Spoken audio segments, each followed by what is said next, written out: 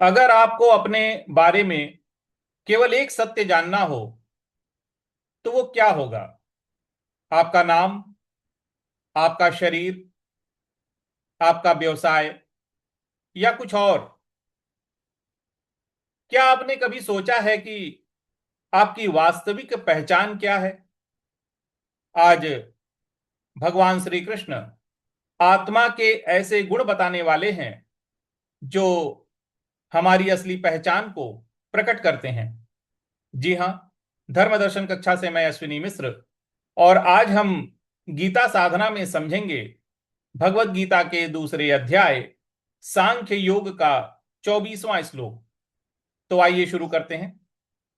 कृष्णाय वासुदेवाय हरये परमात्मने प्रणतः क्लेशनाशाय गोविंदाय नमो नमः। श्री कृष्णं वंदे जगद्गुरुम।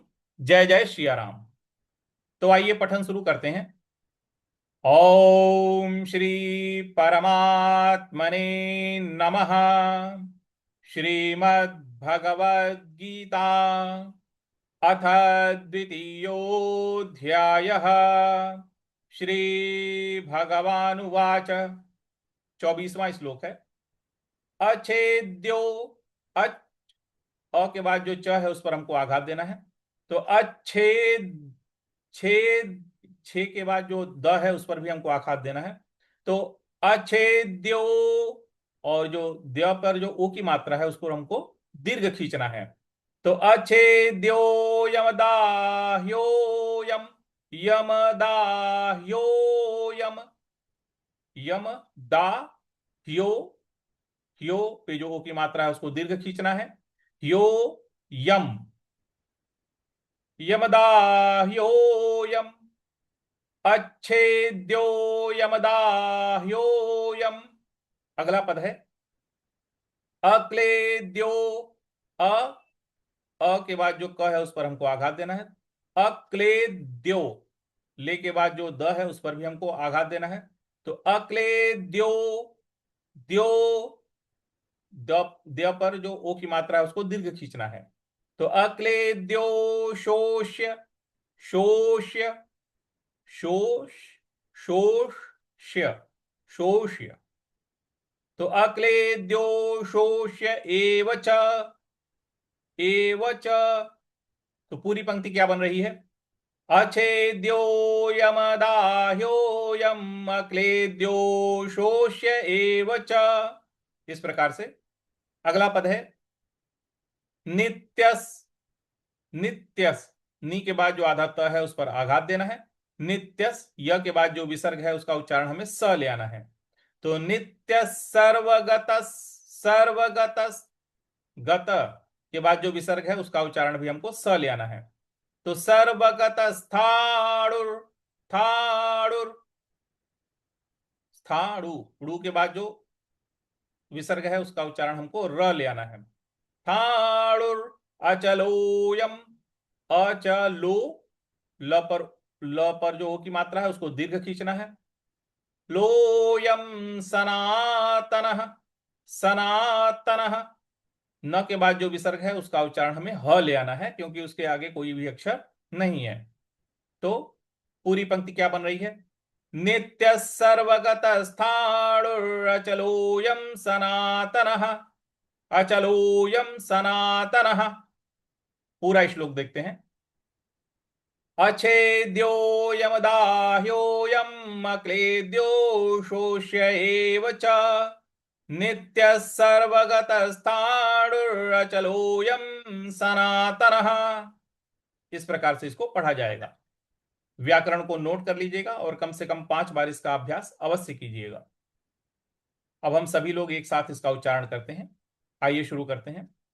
ओम श्री परमात्मने नमः। श्रीमद् भगवद गीता अथ द्वितीयोऽध्यायः। श्री भगवानुवाच। अच्छेद्यो यमदाह्योऽयम् अक्लेद्यो शोष्य एव च, नित्यः सर्वगतस्थाणुरचलोऽयं सनातनः। इस प्रकार से इसको पढ़ा जाएगा। अब शब्दार्थ की तरफ आते हैं। अछेद्य अयम, अछेद्य अयम का अर्थ होता है यह आत्मा काटी नहीं जा सकती, अछेद्य है, काटी नहीं जा सकती। अदाह्य अयम, अदाह्य अयम का अर्थ हो गया यह जलाई नहीं जा सकती। अक्लेद्य, अक्लेद्य का अर्थ होता है यह गीली नहीं की जा सकती। अशोष्य, अशोष्य का अर्थ होता है यह सुखाई नहीं जा सकती। नित्य का अर्थ होता है सदा रहने वाली। सर्वगत का अर्थ होता है सब जगह व्याप्त। स्थाणु का अर्थ होता है स्थिर। अचल का अर्थ होता है जो कभी विचलित नहीं होता। और सनातन का अर्थ होता है जो अनादि है, शाश्वत है। तो पूरा अर्थ क्या बन रहा है? श्री भगवान वाच, भगवान श्री कृष्ण बोले, यह आत्मा न काटी जा सकती है, न जलाई जा सकती है, न भिगोई जा सकती है, और न सुखाई जा सकती है।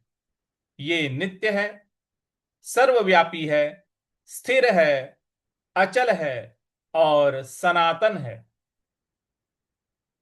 आत्मा केवल अविनाशी ही नहीं बल्कि नित्य है, शाश्वत है, सर्वव्यापी है, अचल है। यानी जो वास्तव में हम हैं वो किसी भी परिवर्तन के अधीन नहीं है। कल्पना कीजिए, जीवन में सब कुछ बदल रहा है। शरीर बदल रहा है, उम्र बदल रही है, रिश्ते बदल रहे हैं, परिस्थितियां बदल रही हैं। लेकिन भगवान कहते हैं तुम्हारे भीतर एक तत्व ऐसा भी है जो कभी नहीं बदलता। वही आत्मा है, वही आपका वास्तविक स्वरूप है और वही आपके भीतर शाश्वत शांति का स्रोत है। अर्जुन स्वयं को शरीर मानकर दुखी थे। उसे परिवर्तन, मृत्यु और विनाश का भय हो रहा था।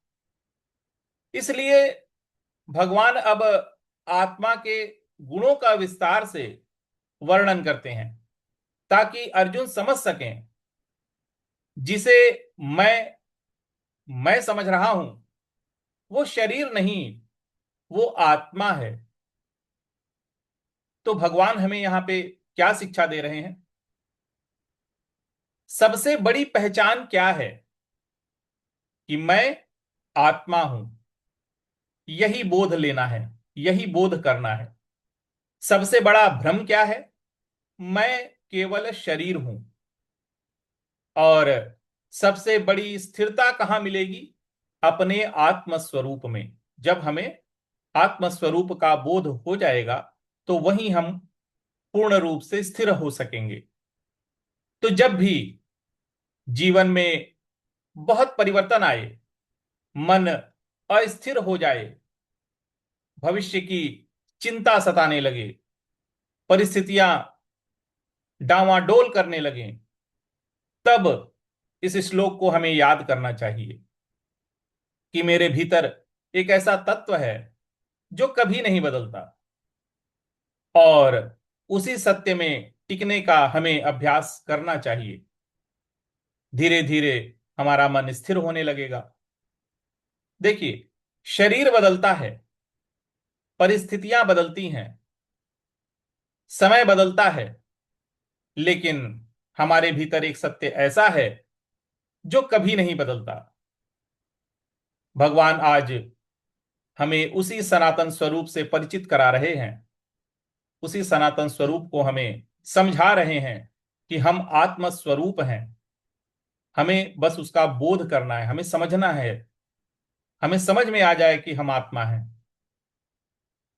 तो आज के लिए इतना ही रखते हैं। कृष्णाय वासुदेवाय हरे परमात्मने प्रणतः क्लेशनाशाय गोविंदाय नमो नमः। श्री कृष्णं वंदे जगद्गुरुं। जय जय श्री राम।